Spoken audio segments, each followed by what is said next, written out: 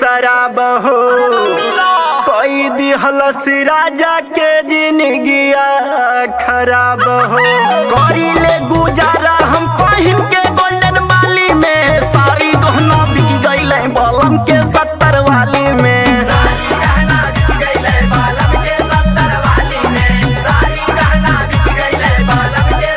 बलम के 70 वाली में, बलम के 65 वाली में, सारी गहना बिक गईले बलम के